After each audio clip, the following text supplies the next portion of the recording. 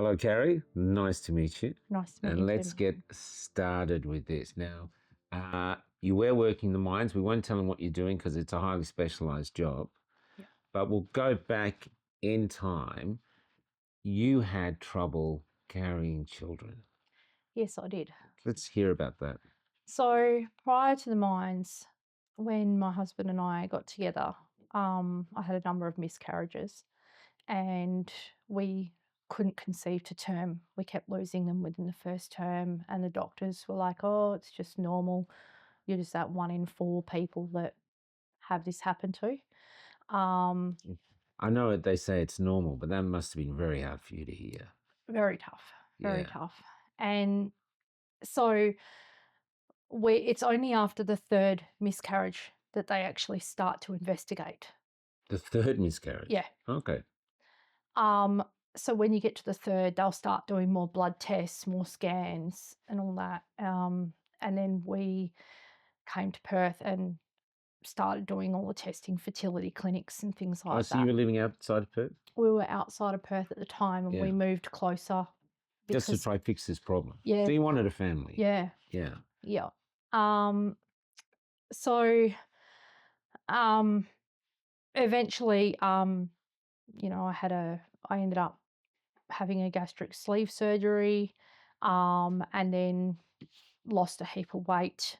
I also had a thyroid condition, which was part of what was going on. And have you tried to lose weight before? Yeah. And no luck? Because a high protein diet was bulk on a bit. But yeah, I tried dieting and it wasn't working. Like the thyroid just stalled metabolism. Yeah. And so at that point, my thyroid it was very, very underactive, and I was just piling on the weight. And I was on a what do you call it? The meat diet, the cannibal diet. Carnivore diet. Carnivore diet. Yeah, it's just meat and eggs. Yeah, that's right. I've been on that. Prior to that, I did the keto, and then I did Weight Watchers, and I think 7 different diet things I tried, and nothing was working. I just couldn't shed the weight. I was even running at that point, and I still couldn't lose it. And then my hubby actually went and had the surgery, and I spoke to his surgeon, and I opted to go for it, and lost 52 kilos. Wow. In a very short time. Yeah. Felt really good. Yeah. Got it on, got pregnant. And this was the 4th one then? This was the 6th. The 6th one? The 6th. Wow. So I'd lost 5 in total prior to that. Man, that must have been hard to bear. Very tough. Very tough. So what was the marker once you had the 6th one? What was the marker? Was like the first trimester you reached and got the... It was always the 6th or the 10th week mark that my thyroid would go more underactive, and progesterone would drop suddenly, and then I would just lose it. Yeah. So suddenly you're on your way. So I had no problems conceiving. Yeah. It was just staying pregnant. Yeah, but with the 6th one. With my little boy, my little rainbow baby, we got there. And so because when you're pregnant though, you must have been every day, you must have woken up and thought, we're still going. Yep. That must have been exciting, but also nerve-wracking. Yeah, I bet. And then I had a couple of bleeds, and every bleed was like, God. Oh God, here we go again. Yeah. It's done. It's over. Yeah. But then it'd be a couple of days, and the doctors would do the scan. They'd be like, no, we're all good. We're all good. There's still heartbeat. So this little rainbow baby was determined to be born. Because when you get told there's no heartbeat, that just absolutely breaks you. Yeah, I bet. And so when we finally actually got there, it was we ended up having a fertility specialist, which I thank them to this day, because without them, if they weren't tracking it at the time, and they actually found that what the cause was. We got lied to for so long. What was the cause? It was the progesterone issue. Okay. My thyroid would go out, I'd drop progesterone, and then miscarry. Oh, so the body would go... And they actually caught it as it was happening on I was on week 10, and because I'd tracked every pregnancy before that, like I wrote it in a diary and, menstrual planning, all the rest of it. Week 10, I'd actually lost a baby at that point. I'd had a bleed and lost a baby. It actually died inside me and I had to have a, clean out. And I said to them, this is the time it happened last time. And I'm like, what's going on now? And so they checked it all out and they were like, we got to do progesterone supplementation. So we went through all of that, the injections in the tummy, and I hate needles. Wow. I absolutely hate them. Yeah. I've got a phobia of them. Yeah. But we did that. And then sure enough, we kept going, got to 15 weeks, and they're like, okay, you're kind of in a safe zone now. We're going to pass you over to care to the hospital. My GP was over the moon, like that we'd made it that far. Yeah. And and then when hospital took over care, it was a bit of a mess. Oh. Because in the hospital system, you don't get the same person all the time, even though I had requested a continuity of care. Yeah. They don't listen to birth plans. They don't listen to what you want. It's their way or the highway. It's a conveyor belt. And you're in a system. Yeah. Oh, that's right. With my heart attack, I found that. In fact, I gave up to it in the end. I thought, I'm just on the conveyor belt. Yeah. I'll just do whatever I'm told. And so when it came to birth, I had quite a few false labours. Oh, really? Because of stress. Yeah. And this was in the COVID period too. Yeah. So this was so when the pandemic was announced, in the very first couple of weeks of January, I was in hospital giving birth.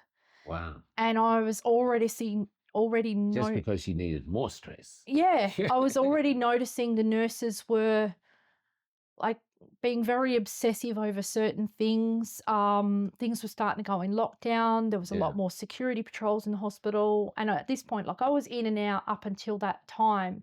From December through to January, I had 3 false labours.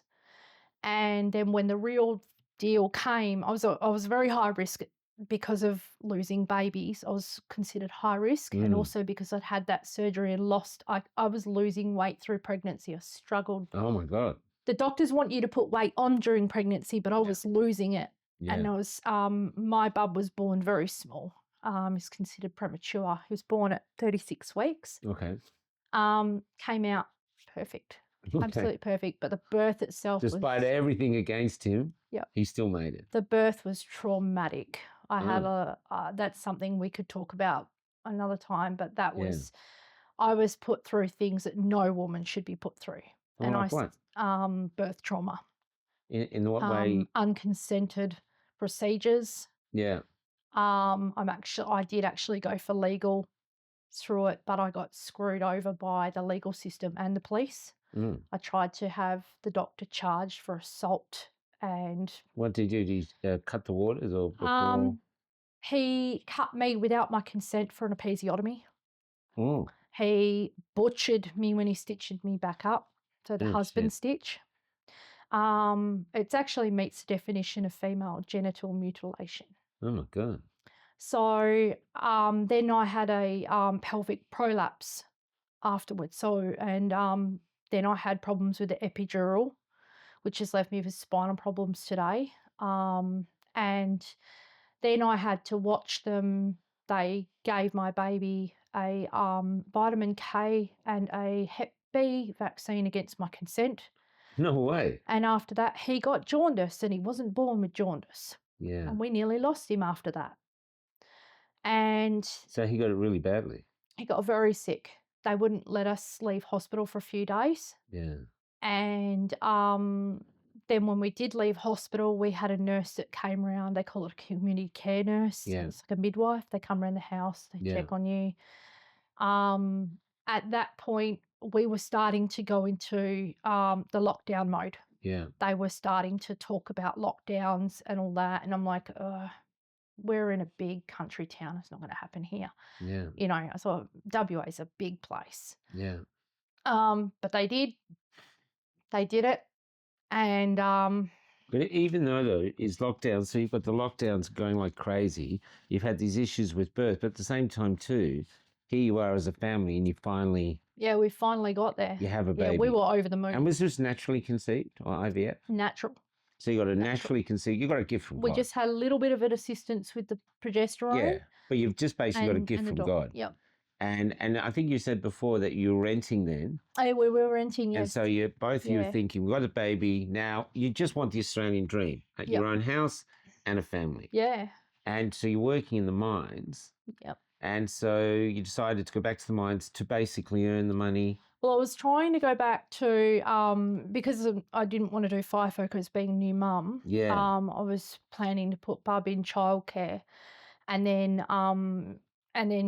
go into transport and logistics because I've worked in that as well. Okay. And I thought, okay, I could just go and be a courier around town, you know, for a few hours every day. Yeah. And for the mining industry. Yeah. But then you had the problem that the mining industry had mandates. Yes. And so 7 interviews I went for. Every single interview, you'd get about maybe halfway, 3/4 through the interview. There was one of them that was right at the very end of the interview. They would ask, have you had the vaccines? Are you planning on getting the vaccines? And at that point, I was very skeptical of the vaccines. Mm-hmm. I thought they were rushed. I didn't trust it. And I thought, you know, I've had all my other jabs. You know, I'm not an anti-vax, so and were I you am having now. this discussion with your partner? Yeah, we did. And what was his thoughts on it? Well, his thoughts was he was the sole breadwinner. He was the sole breadwinner. Yeah, and he's got a family to provide for. Yeah. He wants to buy a house for them at some point, so he has to work. So I kept going for interviews. I kept getting knocked back, and he went and had his jabs. He was fine. Yeah. He had 2 and he was perfectly fine. And I thought, okay, it's not that bad. Yeah.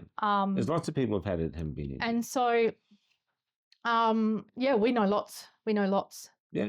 And they've not had any reaction, not even a headache, not even a sore arm. You know, they just, And then I thought, that gave you okay, confidence to take it yourself. Thought, all right, I'll go and take it. So yeah, and then when I'm like at that point, I was still like prior to that point, I'd gone through postnatal depression. I'd been in a psychiatric ward trying to get better. I'd dealt with government departments and stuff. What did the depression come from? What do you think triggered it? The birth trauma. Okay. Because when I was going through the lawyers, it triggered everything. It was like reliving it. And I kept the nightmares. So I just kept reliving what happened in that birth suite day after day after day. Wow. But it also triggered past trauma. So it's very complex. Like work-related trauma, personal life trauma. Because I've been through domestic violence as well. So I was a mess. Yeah. And I said to my hubby, let's put Bub with the grandparents and I'll go get help. Because that was what I would do. Yeah. So we made a plan and we did that. But when you go get help, it doesn't matter what you think you're doing right. There's always people in the system that will work against you. And there's nothing worse than trying to go get help for postnatal and then having someone in that system that's supposed to help you report you to child services for child neglect. But when I wasn't neglecting my child. Your child was with the grandparents. Mm-hmm. So that was a big What were they basing the neglect on? Because I was basically unfit to look after my child, being mentally ill. But your grandparents were looking after the child. Yep. And that didn't count. So we had it all thrown out. Wow. We had it thrown out. Okay. They even come to the house, they checked the house, they rang the grandparents, and we basically told them a big F you. If you do it again, I'll take you to court. And then I found out it was someone in the ward, one of the nurses in the ward that made the call. Okay. There was a lot of stuff that happened in that ward that'll be an interview for another day. But what I know of what goes in that psychiatric system, no one should be subjected to. Basically, they fill you up full of drugs and then send you on your way. And then most of the people end up, it's like a cycle, rinse and repeat. Yeah. But for me, that was the last straw. Was determined I was never, ever going to go back in there because I've been in a few times for help for past traumas like car accidents, workplace relations, things like that. And when I saw how that system was working against me, it's gone worse since then. But I decided not to trust it anymore. And that was the last time I didn't have much to do with psychologists and all the rest of it. After that, I've tried to just manage things on my own. And my husband and I, we worked out a plan that if I was not mentally coping, we would sit and he would take a couple of days off work and we would just talk about it. Mm. And the grandparents have been really, really supportive. They take our little boy and give me, I have breaks quite often. And when I've been sick with the vax injury, they've been there too. They've been really, really wonderful. So which the vaccine injured you? Was it the first? So it's the Pfizer. Yeah. So if we bring it up to 2021, so when I was going for these job interviews, I thought, okay, nothing happened to my husband. All right, I'll go and have the first one. And I went to the Claremont Super Hub, the mass vax clinic that the government set up. Yep, sure. Now, coming from a farming background, it was like sheep going into a slaughterhouse. To get drenched. Yep. Yeah. Yep. But because I was mentally wrecked, I couldn't see what was going on. I probably should have seen the flags that other people have seen, but I didn't. Yeah. I believe what was happening on the TV because at that point I was still watching the mainstream bullshit. Well, why wouldn't we believe these people? I mean, who would think that they would have any other purpose than just to make us safe or healthy? I mean, they're protecting us. They're our leaders. They're working in our favor. That was the belief system. Yeah. So it's quite obvious that most people would trust them. Yeah, so I believed it. And when I was there, basically you just got asked for your Medicare card. There was no asking of your history, your medical history. There was any informed consent? No. So it was just like sheep drenching. Jab, next one. Medicare card, tick, flick. Yep, there's your appointment. Okay, you've presented. Then make sure your details are correct. I'll tell you an interesting story. When we were in Melbourne, because I was in a lot of the big protests there, early on, tradies, nurses, doctors, and others were coming down and offering the homeless people $500 to take the jab. So it'd be $250. They'd take their Medicare card, which no picture on it, and these people would go down to the jab center. Wow. Get jabbed, come back. Once they've shown that it had been jabbed, then the person would give them $250 and they get $500. It's coercive. And I've interviewed another guy. He actually had lots of junkies doing it. This is drug addicts were actually taking jabs for lots of people. So there's drug addicts out there that have taken up to 18, 19, 20 or more of these jabs. And a lot of them are still going. So it's really an interesting. I don't know what it is. So it's just a crazy time. These are actual true things that we captured. Take from them what you want, but this was, and that was all because it was just a Medicare card. Yep. You didn't have to have a picture on there. Yeah, I just had a Medicare card. Yeah. Yep. So how'd you go with the first one? Well, they basically after that you sit on a heap of chairs. Yeah. And then they call row by row. And each row just walks down these little stalls and they were like cubicles set up in this massive big shed. Yeah. It was like a pavilion shed. Yeah. And each nurse, they just had a form. They'd ask you, are you here willingly, blah, blah, blah, blah. And then they'd do the jab, pick a shoulder, jab it in. And then they go, all right, now go down the back and sit for 15 minutes. Yeah. But there was, the first time I was there was a nurse there. And there was one nurse and there was about 40 odd people in that room. Oh, my Lord. And I thought, wow, the ratio is really off the charts here. Yeah. And then you just walk out the door and head back to the car park. Yeah. And when I was going back to the car park, I was pretty dizzy. I thought, it was a warm day. Yeah. And because we were still in, still warmish, like probably 23, 24 degrees. And I sat in the car and I thought, oh, yeah, I feel a bit off. And then I started getting like a blood nose. And I thought, oh, this hasn't happened before. And I thought maybe I'm just dehydrated. And so then, just water, tissue, mop it up, went home. By the time I drove from Claremont all the way back to my home up near Kalamunda, I was struggling. In what way? Just to concentrate? Was like, couldn't concentrate, felt sleepy. And I said to my husband, oh, I had the first jab, I'm going to bed. Yeah. I went to bed for 3 days. Oh, my Lord. And got wiped out. Wow. It's like this wave of tiredness just comes over you. Just fatigue. And my arm was throbbing like hell. Hubby didn't even have a sore arm. But did you just put down this is just a natural reaction? Yeah. Yeah. Because I felt the same. I had the whooping cough vaccine when I was in hospital with Bob. Like in the last trimester, they tell you to have the whooping cough vaccine. So you had the vaccine while you were pregnant? Wow. Because otherwise they refuse care in the hospital. What? They refuse you antenatal care. So they coerce you. They vaccinate a pregnant woman.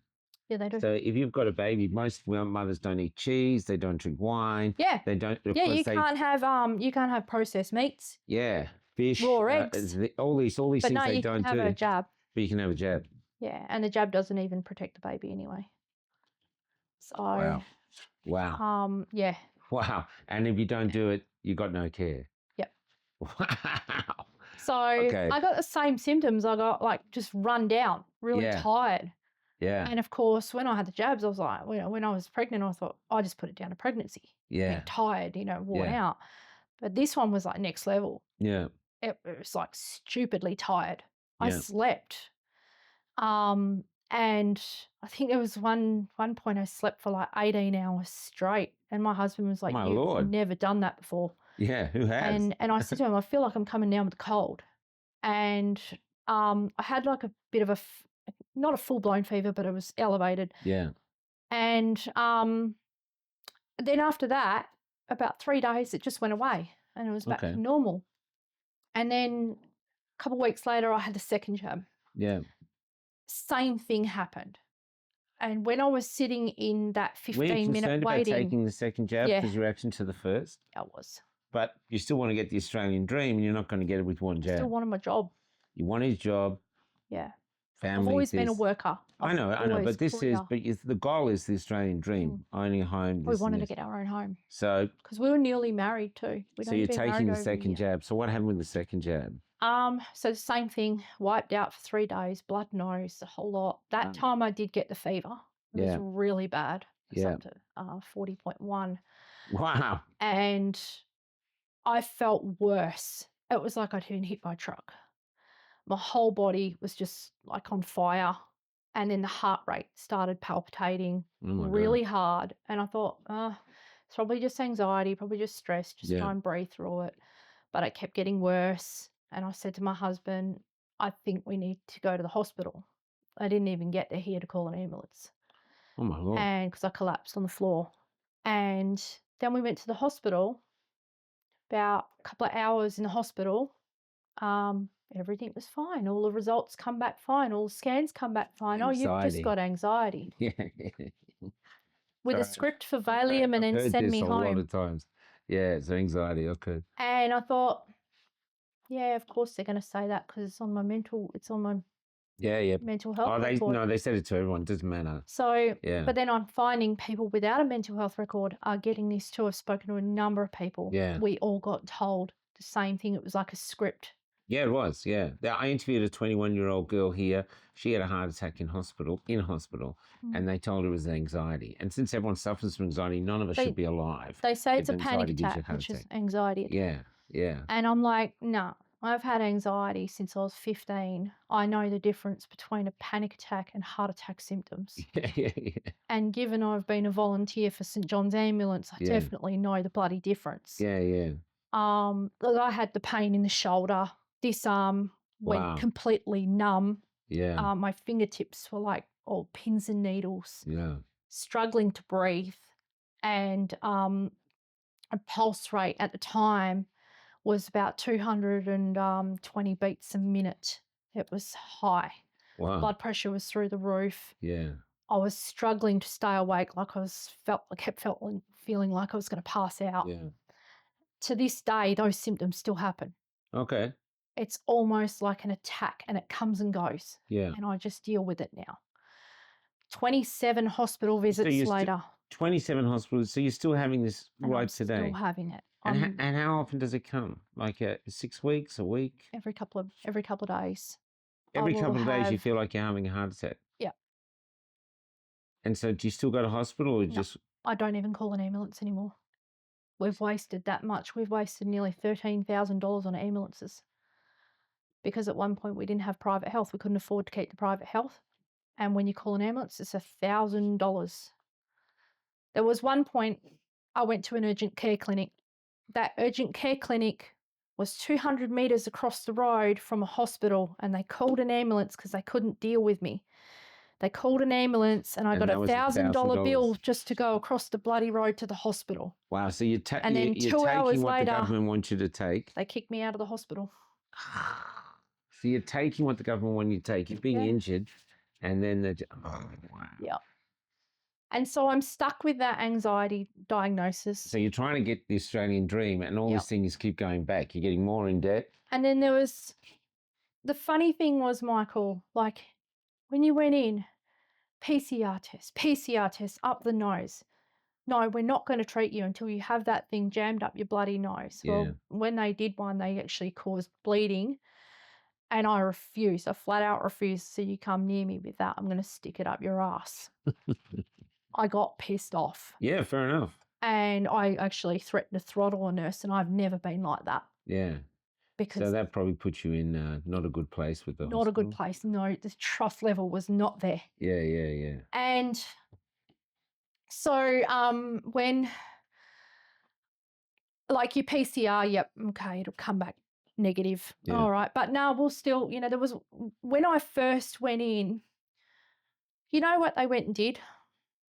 I tested negative for their damn PCR while I was in a short stay area, but they still stuck me in a room full of COVID positive patients. I'm only laughing because of it's mental. Their mentality and their protocols were all up to shit. There was no decompression and deep clean or sanitizing going from one room to the other. There was no, like, they just walked through a screen divider, and I'm like, hang on, we're all supposed to be positive. There was 6 of us in this one room. We're all supposed to be positive. You've just slapped me in with these guys. And I'm like, he's trying to deliberately infect me? Like when I've come in, and at that point, that's when I realised something was off. Yeah. I realised the PPE was off, the masks. You don't wear those masks for a virus. Yeah, no. Well, it has on the box, not suitable for COVID-19. It actually says that. I've worked in the mines. Box. We use some pretty good gear for chemicals and stuff like that. And I mean, they're using that for surgical masks. And then I was watching them go through patient to patient, and they weren't desanitizing or de-PPing, going from patient to patient. So this is part of the period where your trust in the government was starting to wane. Hospital system mostly. Yeah. And then, the stuff I saw in there was just the way they were treating patients. In what way? They were very mean. Really? No compassion, no empathy, especially the elderly people. Wow. There was one elderly person there. I suspect they may have had something like intellectually wrong with them. Yeah.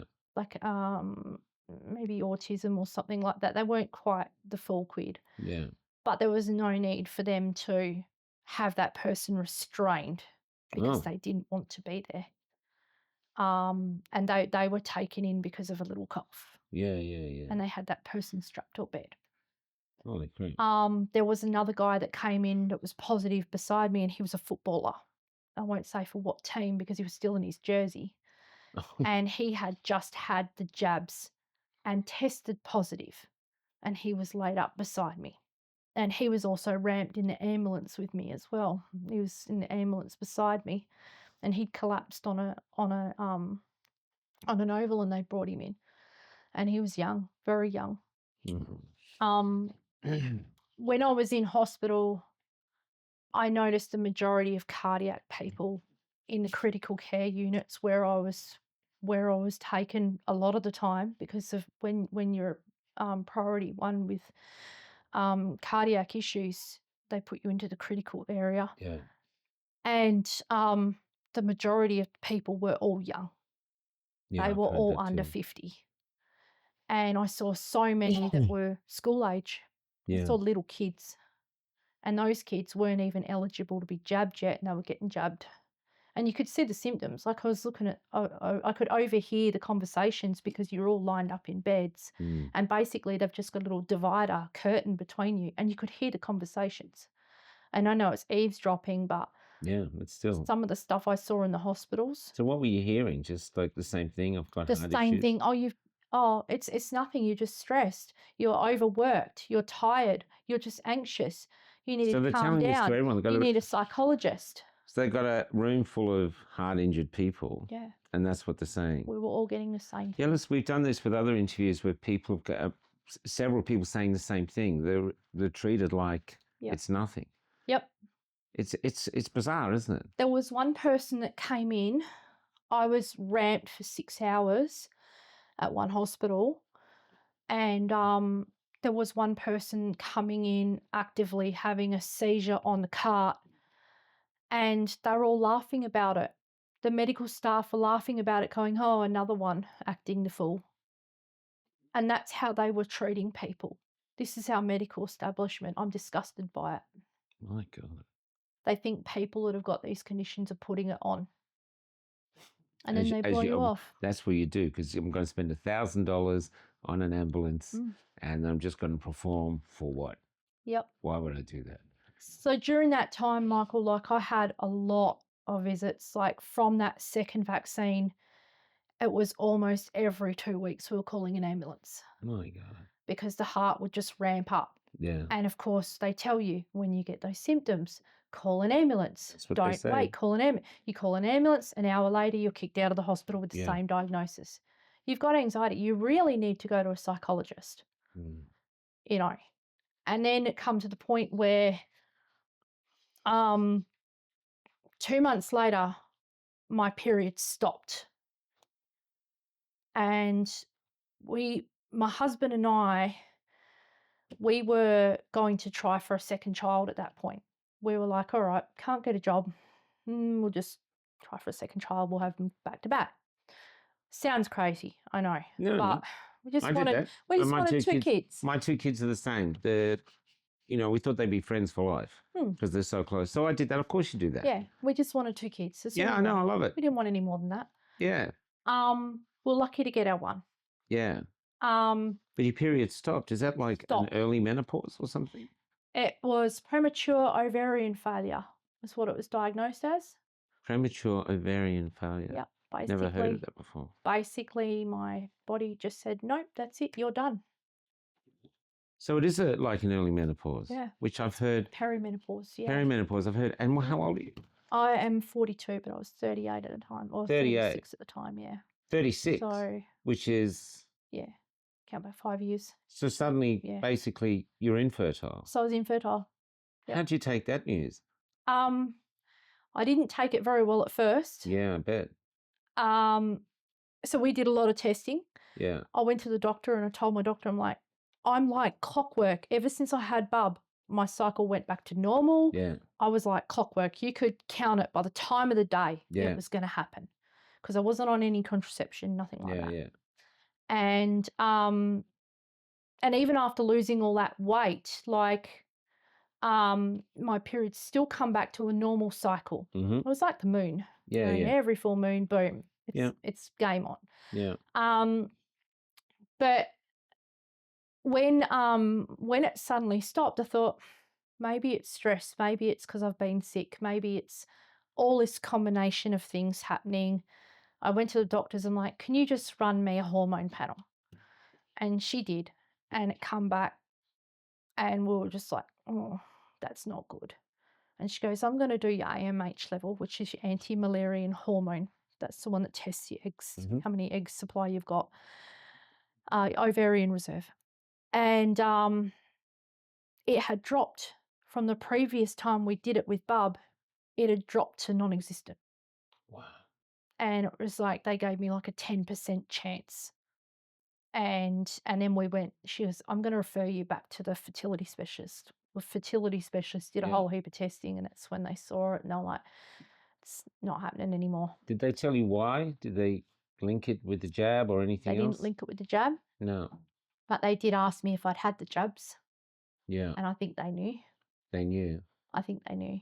Please tell me they didn't tell you it was anxiety. No. Oh, thank God. But they didn't tell me it wasn't the jabs either. Yeah, I get it. But the fact that they asked if I'd had the jabs, you could hear in the tone. They must have known. Yeah. Because there was a lot of young people in that waiting room that day. Yeah. And they were all the same age as me. Some of them had been in there previous times. Yeah, we've heard lots of stories. I think it's 24% now of our females. We don't know about the males, but the females are infertile. Well, as you'll know, Michael, I shared a post like a couple of years back that the West Australian birth rate has dramatically dropped. We're now in a big decline, and it's looking really bad. Yeah. But our government's covering it up. So when I got hit with that news, I came home and I told my husband, and that was a sledgehammer. It got worse from there. So he must have been devastated. Yeah. But at least you had one child. We had the one, so we were happy with that. So you still wanted the house, so you still... You're trying to get there. So I just said to him, fuck it. I'm going to do what I do with all other stressful shit. I'm going back to work. Whenever something stressful happens. Were they going to force you to get a third? Yeah, I was sort of, when they, so we had the mandates for I think they call it the booster, the third one, that came in around, because we were still in and out of we were in lockdown for a very long time. We had no COVID here, really. No. And then it was, I'd been seeing I think it was about when we mandated sometime around the end of the year. We had to be 95 or 90 something% vaccinated for them to lift the lockdown. Yeah. And we weren't at that point. And later on, as things got worse, I was going for a surgery, and they wanted me to be triple vax to have that surgery. What was the surgery for? For a laparoscopic investigation. Okay. So you had to have So you've been sick, you've been this, and then the state, instead of going, oh, well, these are affecting you, she can't have any more. Instead they're going, no, you got to have this one. And then because I also was I had another job interview, and they're like, no, they've been mandated to have a third. You've got to have the third, otherwise we won't employ you. How did you feel when you went in for the third? Like shit. When you were I did not want it. Did the nurse ask you, are you here voluntarily? So I went to a pharmacist for the third. Yeah. And my GP knew about my reaction. Yeah. My GP at the time knew about my reaction to the vaccine. She didn't report it. And she just said, oh, it's just mild, it's nothing to be concerned about. Blew it off. Yeah. But then when I saw her about getting an exemption, she said they had a bloody thing on the window that said no exemptions. Yeah. Because they'd be deregistered. And I actually got a photo of it. Yeah. Got a photo of it on the clinic window. Oh, they're not my doctors from now on. We should send that through. We'll post it in here because, but the doctors themselves would be suspended. The amount of doctors I've interviewed from Nixon to Hobart to Borshoff to all these others that gave exceptions, they're all suspended. They still haven't lost their job. And I think Dr. Hobart's going to court again next week. Yeah, that's right. So can I ask, when you had that done, when you went in for the third one, surely your anxiety must have been through the roof. So my GP said to me, look, you know, you really need to have the third, otherwise you're not going to be able to participate in society, was her words. Wow. And I saw red at that. And I'm like, well, I'm not having another damn Pfizer, and I'm not having an AstraZeneca, because I'd already heard about the blood clotting with AstraZeneca at that point. And so you're mandated to take something that there's a very good chance that it could injure you or even kill you. Yeah, my last option was the Novavax. And I said, bugger it, I'm going to hold out until the Novavax comes out. And I thought, okay, it's a protein vaccine. It's probably the old school stuff. Yeah. Little did I know what it was really about, because I'm not a scientist. And I held out for that one, and unfortunately things got worse. So what happened after you took that one? Well, before I took that one, it was about June, August, September, October. It was October after the Pfizer. I started having gastro issues, and it was liver dysfunction.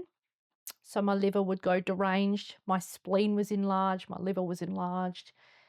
At that point, that's when they found I had pericarditis. That was reported to the TGA.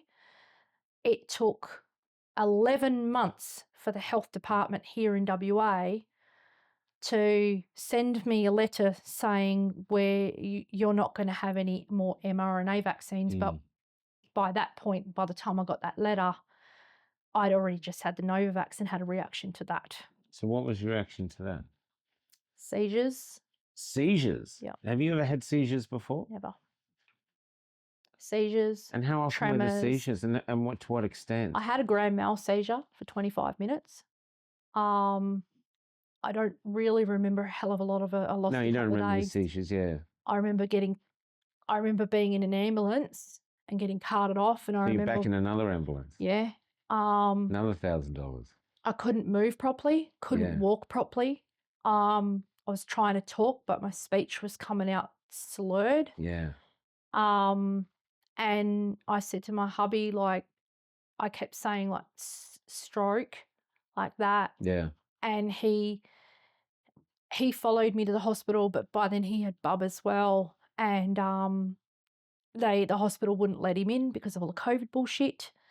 And so he come back home, and in that time I was in there, I had EEG done, I had like MRIs, CAT scans, you name it, I had it all done. You've got FND. What's that? Functional neurological disorder. It's a bullshit diagnosis. It's basically, we don't know what your problems are, but we're just going to label you with this, and I'm now stuck with that label. I've tried to say say it again. Functional neurological disorder. So basically, it's a problem with the nervous system, but they put it down to being psychological. So, anxiety. Anxiety. So it's the upgraded version of anxiety. And they think that my so you're having mental illness has triggered it off. Okay, so you're having fits and spending all this money on I had a fall ambulances. While I was in hospital. The nurses laughed at me. Wow. And the treatment I got in hospital was horrific. Really? Like, they just don't care. They think it's funny. There was one point where I was like, I was in there for a couple of days, and my legs just started twitching on their own. My arms would twitch. Yeah, I've seen those. Fingers still twitch now and then sometimes. If I overwork, like at the moment we're renovating our own home, and if I overwork myself, the tremors start again, and then I can't. It's like everything just seizes up. And then there's the whole body pain. Like it's like you're on fire. Like your muscles are burning, and peripheral neuropathy, I think they called it. And then they've been labeled chronic fatigue as well. And like your muscles are just like, it's like when you've gone for a very long run and everything hurts. Well, that's what it's like daily now. and no amount of medication is making it better. Some medications, even these protocols, detox protocols, some of them have made it worse. Okay. And so the one thing I found that calms it, well, there's actually 3 things, is magnesium, glutathione, and valerian root. Okay. And those 3 things have kept everything at a manageable level. So you're still having seizures, or they've stopped? I had a seizure a couple of weeks ago for a couple of minutes. It's like hubby notices my eyes just go a bit weird and then just not focused, and then all of a sudden I'm out and it's like I just have a black spot, can't remember what's happened, wake up, dazed, confused. So you switch between that and fatigue and heart issues. Yeah. And So then there's the immunological. do you feel like your body has something in it that's, causing all this? Like, whether it's a spike protein or whatever it is. Yeah, poison. Yeah. Do you feel poisoned? Yep. That's how I call it now. I've been poisoned by my own government. It's the harshest term you can be, but it is the truth. The other thing too, and I don't mean to upset you about this, but it has to be said, I'm of the mob that didn't take it.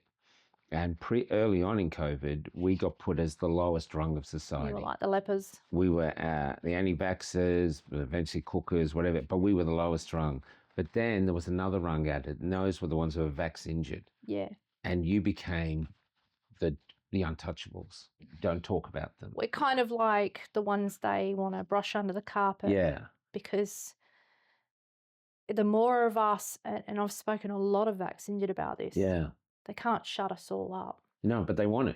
They just want to. Do you think this is why ABC are now doing sort of softly interviews with vaccine injured people? It's almost a drip scenario. Yeah, almost to let off a pressure valve. Yeah, because they don't want to deal with how many there are actually out there. And all the mainstream media were complicit in this. I know.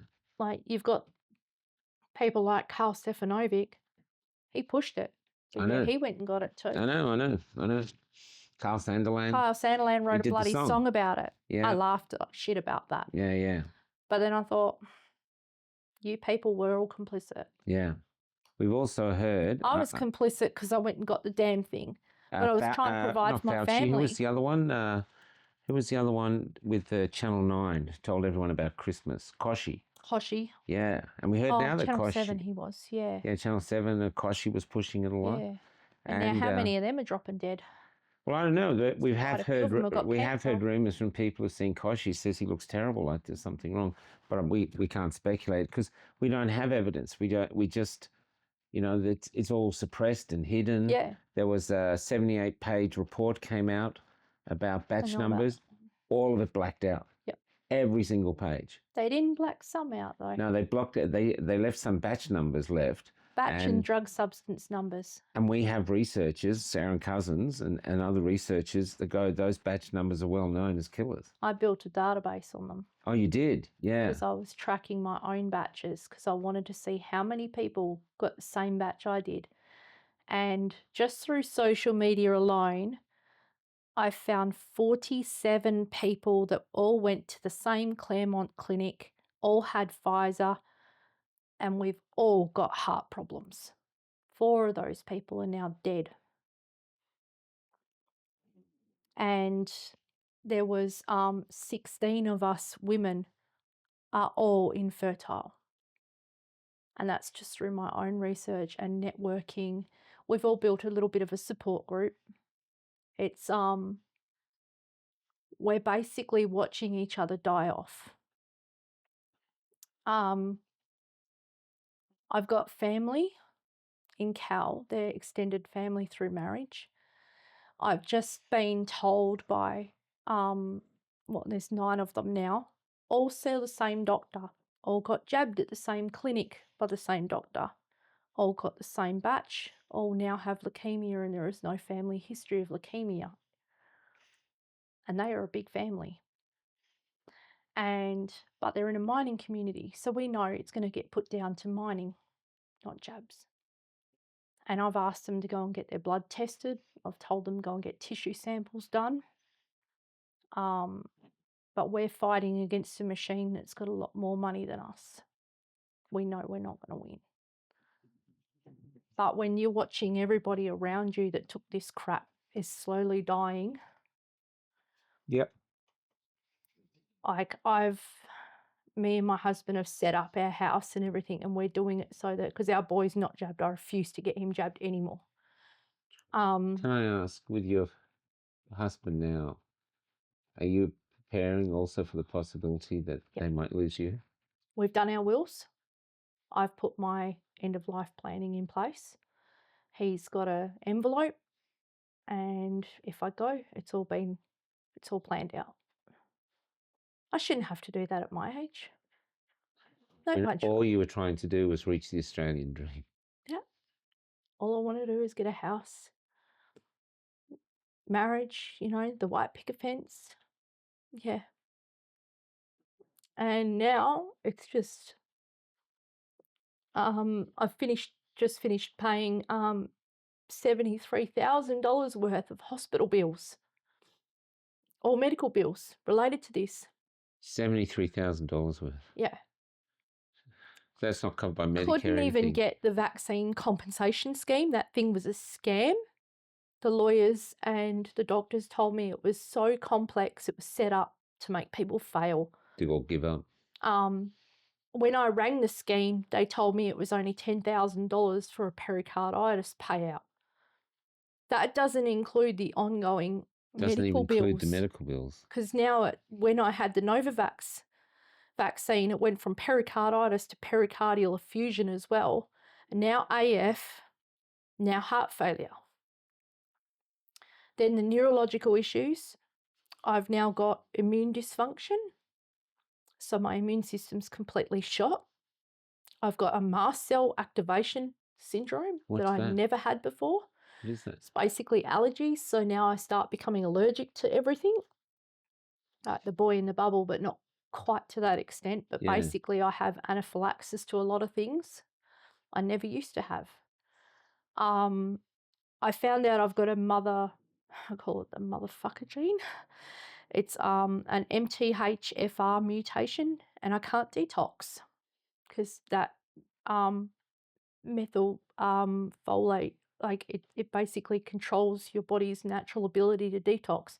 So now I know why all the detox protocols aren't working. And I've had you might know Dr. Mark Gloss. He said that we were all going to have immune problems, and he was right. He's seen my records. I did an interview with him a while back, and he was dead right. We've all basically got the equivalent of AIDS. And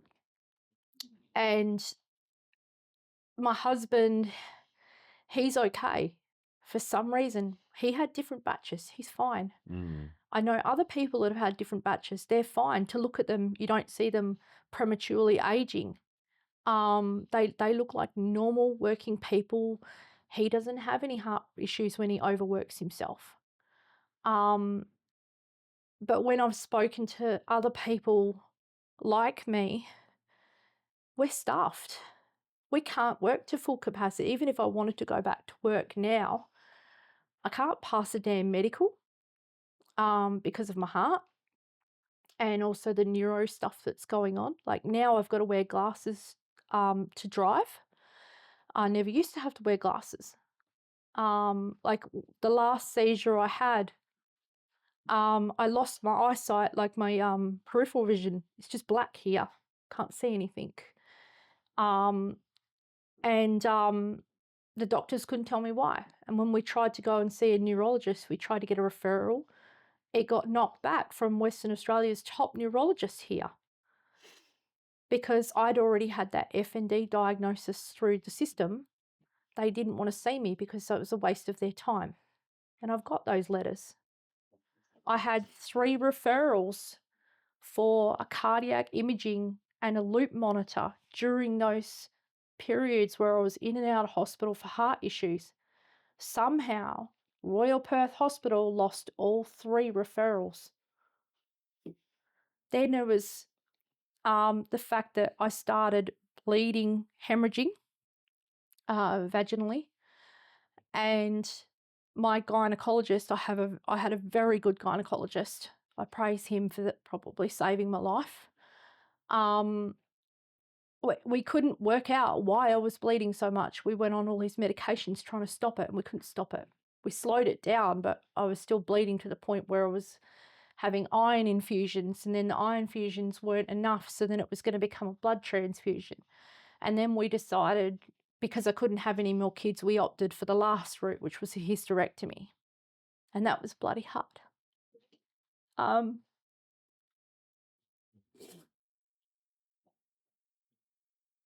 I've not recovered since then properly. We found a lot of things in there that weren't there before on scans. We've got tissue samples in storage. I want to get them sent overseas for someone to analyse. Because they won't do the tests here. They won't do it. Anyone affiliated with the government here won't do it. Won't be done. Yeah, I know. But they're in storage. But yeah, when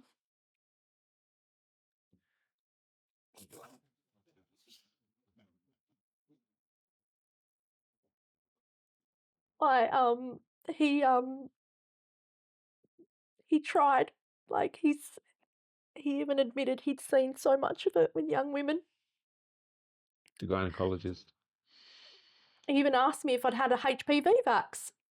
So obviously they're seeing stuff with the HPV vax they're not saying to people. And I've never had that one. Never. But yeah, and then since then, it's just one thing after another. You just can't. You have days where you think you're getting better. You think, okay, all right, I'm going to get out and do some gardening this week. And then you might do a couple of hours, and then you're laid up for 2 days. And all I want to do is I just want to go back to work. I just want to work a normal job. I want to provide for my family.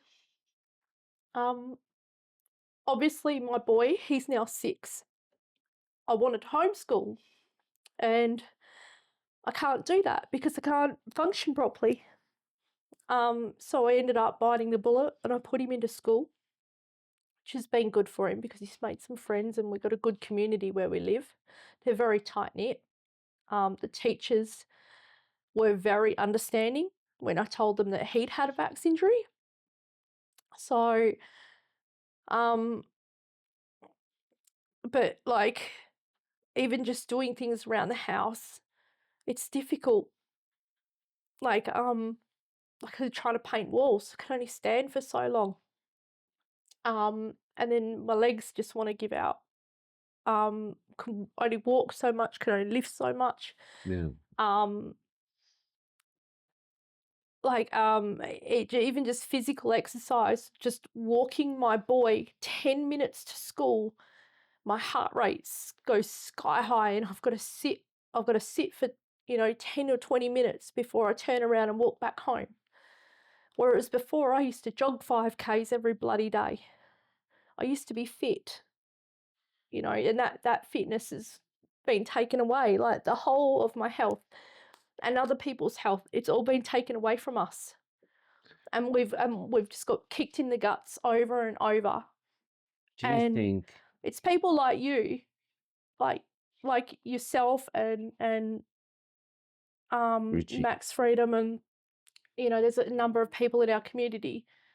It's people like you guys that have had my back and other vax injured's back, whereas we've been ghosted by our own families, long-time friends, people we went to school with. Other members of the community are treating us like lepers. They're calling us names.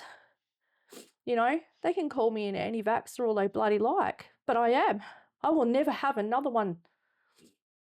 Yeah, same. Never. I will never vax my kid ever again. I won't do it on principle now. I want to see their whole vaccine schedule destroyed, and that is my aim. I want it destroyed. Because this is killing people. It's basically what they've done to me and other women. It's involuntary sterilisation. And where are all the lawyers? They're very quiet. Civil rights lawyers, all these. The human rights lawyers? Yeah, done nothing. I now believe they were all complicit. So you feel truly robbed of that as a woman? Yeah. Yep. My health, my fertility, my work life. It's affected our marriage. It's put a lot of strain on our marriage because my husband's basically watching his wife slowly die. A lot of people say that COVID is over. What are you still talking about? It's over. It's clearly not over for you. What do you feel like when people say that, or even the government just still says vaccines are safe and effective? I laugh at it. I have to laugh at it because it's the only way I can deal with it. If they suddenly turned around and now, I don't know, our Prime Minister suddenly gave acknowledgement, like, okay, we had a pandemic, we thought it was bad, we had to do this vaccine, and yes, these people have been injured, like we're seeing ABC and Current Affair doing things. Would that bring you any solace? No. The damage is done. What would you like to happen now? Do you want to see court cases? And I'm part of the class action. Yeah. But I don't have hope for it. I think it's the fact that the government were trying to get it, what's the word for it? Discontinued, I guess. I don't have hoping in any case with government. The manufacturers have got liability in this country. Because we just saw a chemist in Bassendean. I took a photo of it, and it said COVID vaccines free. That makes me angry. I want to kick over those signs every time I bloody see them. The kids, bring in your kids. Yeah. And that's happening now. Yep. And it's happening now because you guys are ignored. One of my friends does the Forest of the Fallen, and I was talking to Matt Jordan, who did the Jab Injuries Australia. Yeah.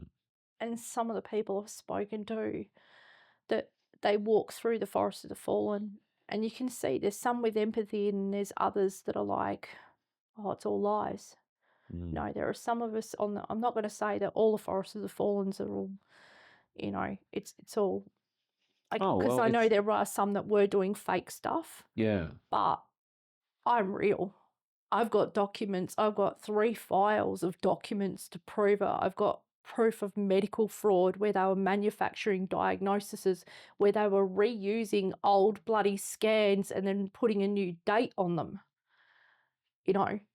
I found out one of my doctors at St John of God Midland Hospital, who gave me 2 false diagnoses, was actually involved in a Novavax clinical trial.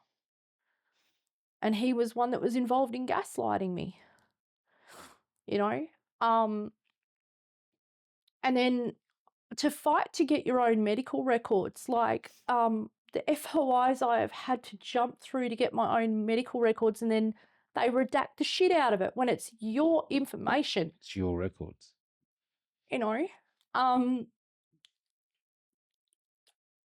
Like there was like it took me about 6 months just to get records from one hospital.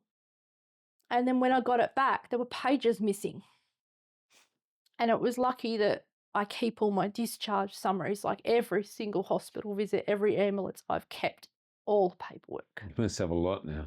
I've got 3 like files. Your white pages. 3 files. Wow. But what I did was decided to do something I'd never done before, and I got, from the date this happened, from June 2021, I got all my pathology records and I put them all into a spreadsheet.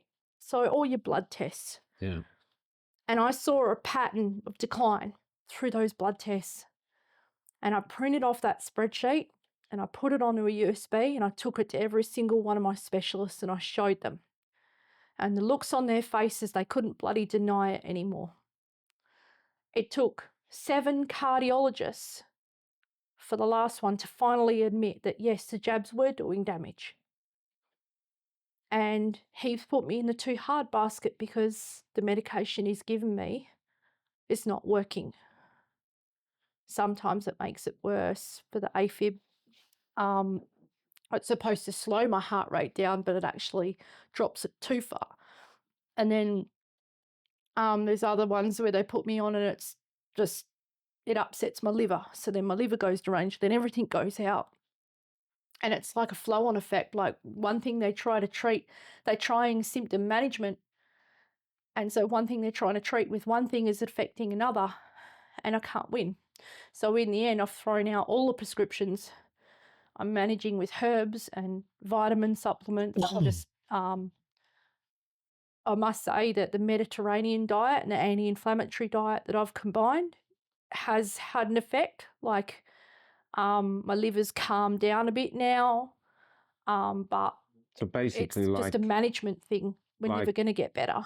Yeah, so like Riley we interviewed the other day, he's curing himself because the medical systems. I've learned a lot from Riley following him. Yeah, because this nutrition and everything like that. I mean, I was a big meat eater. I was from a farm, so we used to eat a lot of meat. But I also like my veg as well. I like my fruit.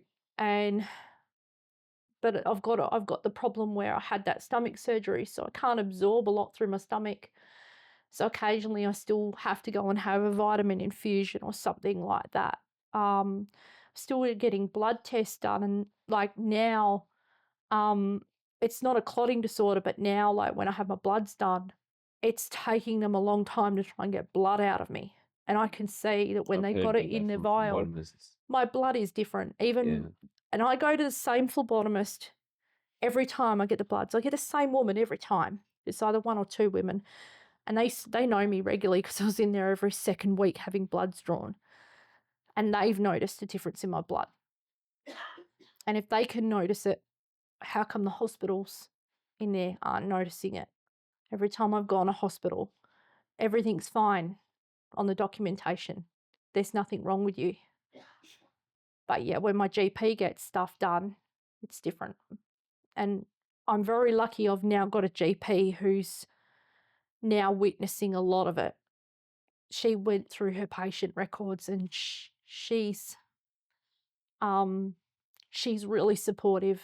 She's Indian, so she does a little bit of the Ayurvedic medicine, and I believe that's helped. I've got a Chinese medicine practitioner, I say. So I've kind of gone the old ways of doing things now. And I think if I'd kept going with the allopathic system, I'd be dead. I believe these other practitioners, these more holistic practitioners, have been helping. But as I said, Michael, it's a management. We can't cure it now. It's just a management of the symptoms. So here you are right now. You've made infertile. You have one child. You finally got a house. Yep. So you got the Australian dream, but you've arrived there. Yep. And you might not live, I hate to say it. To see it all out. To see it all, see a child grow old. Yeah. And this is happening from the state. Yeah. What would you like to happen if you had a choice, they said to you, whatever you want, whether you want justice, whether you want I want truth. Justice for all of us, not just us vaccinated, but for everybody who suffered through this shit, for the unvaxxed that lost their bloody jobs. It was wrong what they did. People lost their houses, people living on the street. And it wasn't because they refused to jab and they lost their jobs. It was the fact they had a bloody mortgage they couldn't pay and they couldn't get out of. And then there's people that, like, what happened over in Melbourne? They're shooting civilians. I was there. Yeah, you were one of them. It was wrong. Yep. Like, you've got a stupid fucking general, excuse my French, but the fact that they put a general in charge of a health episode told me it was a military operation. And when they ramped up all the lockdowns and everything like that, they've never ever done that for any other epidemic or pandemic. Never. We've never masked. We've never locked down. Did they do it for tuberculosis? Did they do it for the bird flu, the swine flu? No, they didn't. What made this one different? And I believe it was the tester. Call me conspiracy theorist, but yeah, that Agenda 2030 New World Order bullshit. And now this war This is COVID 2.0 on steroids, what they're about to do. We're going to have lockdowns coming. We're going to have rationing. And then when you have wars and pandemics, you have depressions that follow it, you know. But they've destroyed, like, they've divided our society over this. They turned loving people against each other. Like, originally I was against the vax, so then I got called an anti-vaxxer. And then I gave in and bloody got it to get a job, got injured by it, and then I'm still a fucking anti-vaxxer and I'm a cooker. And then because I'm injured, like, there's been some friends and family that have told I'm fabricating it, I'm putting it on, I'm lying. Why would they say that? Can't lie when, like, some of them were there when the ambulances were called. You know?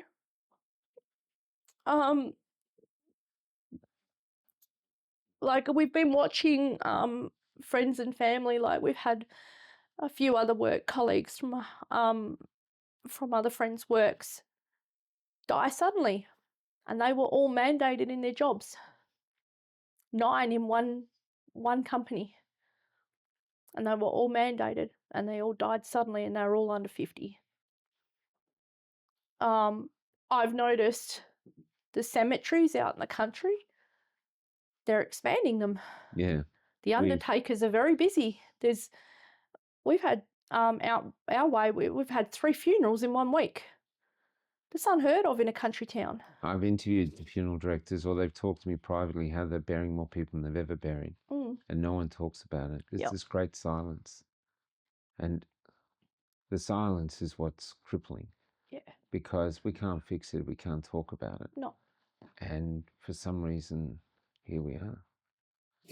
And, like, the other vaccines that I've spoken to, they're in the same boat. A lot of them feel like more isolated than before because their friends and family, they're that sick, they can't cope financially. That's the other thing, is the financial pressure. The friends and family start running out of money to try and help them, and then eventually they just cut them off. It's like, nah, you're on your own now. I'm lucky I've got my husband and his family who stood by me, but Jesus, we've gone through bloody hell, and we've gone through a lot of money trying to trying to get the diagnoses. And then you've got a mob like the TGA who say that, you know, they're monitoring everything, but I've got 2 reports in that system and they've not followed any of them up. How long have they been in the system? Since 2021. So I had one for the Pfizer and one for the Novavax. So 5 years and you've never heard back? I just got a generic letter. So when you hear the TGA says only 14 have died of the jab? It's bullshit. There's over 3,000. Because I built a death log on all the deaths and I've been speaking to a lot of people. But that's another thing for another day. The WA vax safety surveillance followed me up 11 months after the first jab. And by then I'd already had a reaction from the second jab. And at the very bottom of that paperwork, it states that you're exempt from having an MRA, but you can have a Novavax, after I just had a reaction to a Novavax. Can I ask you a difficult question? Yeah. There's a lack of anger in the community. People are like lobotomized Hindu cows. I'm sorry, they are. Yeah. They just don't want to know. And you're probably never going to get the system to acknowledge or say sorry. Not for 50, 60 years, maybe. Like thalidomide. Like thalidomide. Have you managed to forgive yourself for taking it? No. Do you think that's the first step to having some equilibrium? I can't even forgive myself for having my boy jabbed. We'll end it.